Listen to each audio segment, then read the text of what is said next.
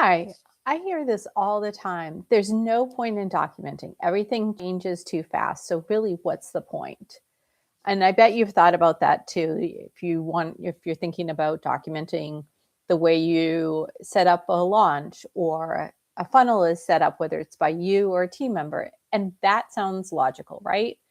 But it's also the reason that teams stay dependent. Hi, I'm Linda Guild, and I'm the CEO of Elephant Circle Management.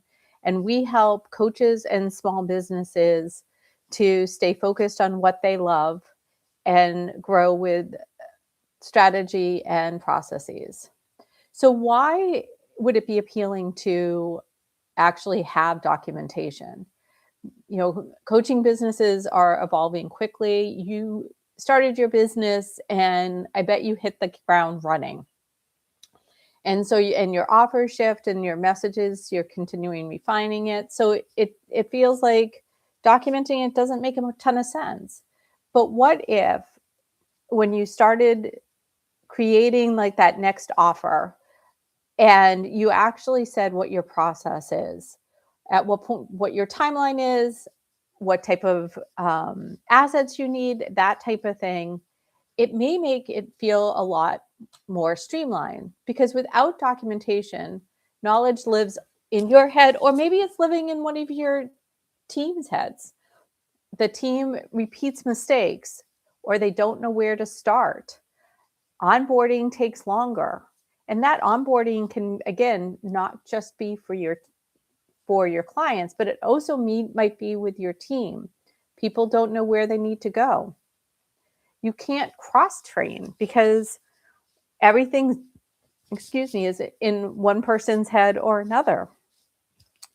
And documentation isn't really about freezing growth. You still want to be creative. You still want to change.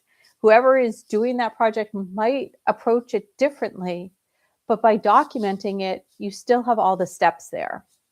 And it also helps to stabilize growth. Again, when you have a foundation, you know how to move through the steps.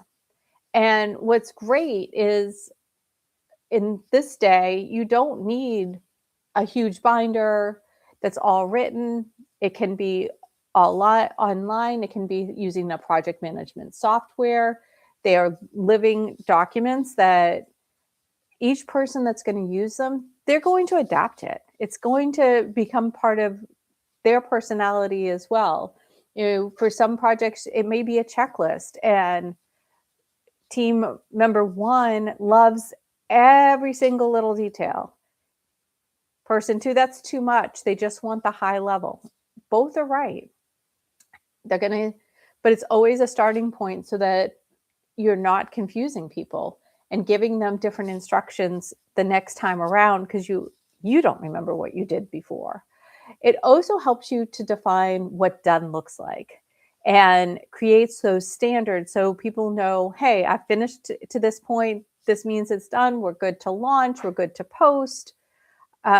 This person has looked at it. It also creates checkpoints. At what point does something need to be seen by another team member? For example, if there's an email blast that a team member is creating, if you're not available or someone else on the team might take a quick look through to make sure that there aren't any obvious typos. Spell check's great, but they might miss it. So it's part of your process and it's part of what you document.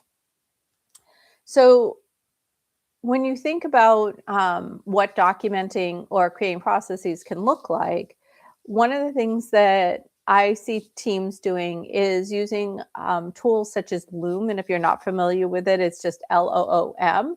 What's great about it is you can record yourself at the time going through the steps and then send that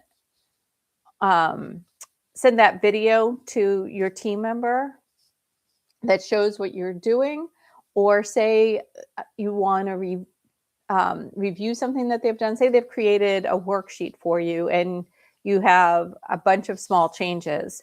What you can do is you can have that document on the screen and you can talk to them. And it shows when they have actually viewed the video. That's one of the things that I love about it. And by creating these documents, it speeds up the process in the future, right?